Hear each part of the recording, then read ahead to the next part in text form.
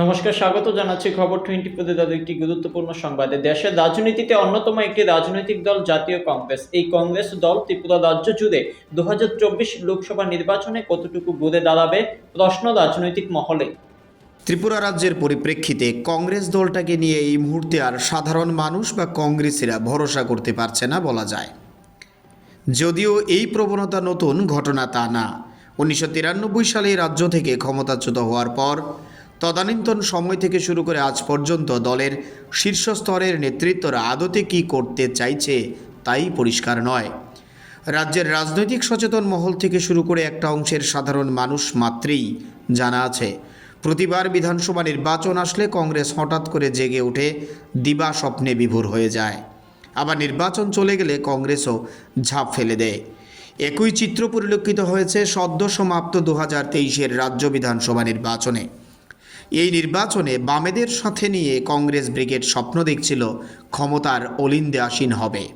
তবে নির্বাচনের মধ্য দিয়ে রাজ্যবাসী প্রমাণ করে দিয়েছে এখনও কংগ্রেস রাজ্যের সিংহভাগ মানুষের অপছন্দের তালিকায়।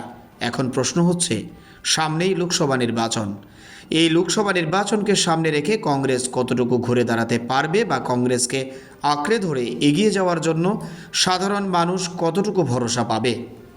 এমনিতেই প্রদেশ কংগ্রেস সভাপতি হিসেবে আশিস কুমার সাহা নিযুক্ত হওয়ার পর থেকেই বিধায়ক বীরজিৎ সিনহা, বিধায়ক গোপাল রায় সহ একাংশ কংগ্রেস শীর্ষ নেতৃত্বরা কংগ্রেস দলে থাকলেও না থাকার মতো অবস্থায় রয়েছেন।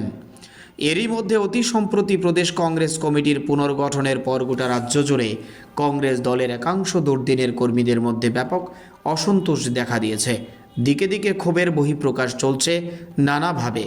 বিশেষ করে সামাজিক মাধ্যমে রাজ্য কংগ্রেসের পরিচালন ব্যবস্থা নিয়ে নানান প্রকারের সমালোচনার ঝড় বইছে।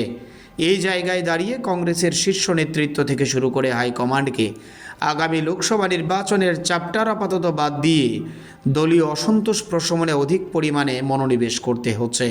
তবে আর যাই হোক, বর্তমান সামগ্রিক পরিস্থিতির নিরিখে এটুকু হলফ করেই বলা চলে, 2024-এর লোকসভা নির্বাচনের আগে ঘুরে দাঁড়ানোর মতো জায়গায় কংগ্রেস দল অন্তত ত্রিপুরা রাজ্যে পৌঁছতে পারবে কিনা এই মুহূর্তে তা একটা বিরাট প্রশ্নচিহ্ন হয়ে দাঁড়িয়েছে। ব্যুরো রিপোর্ট, খবর 24।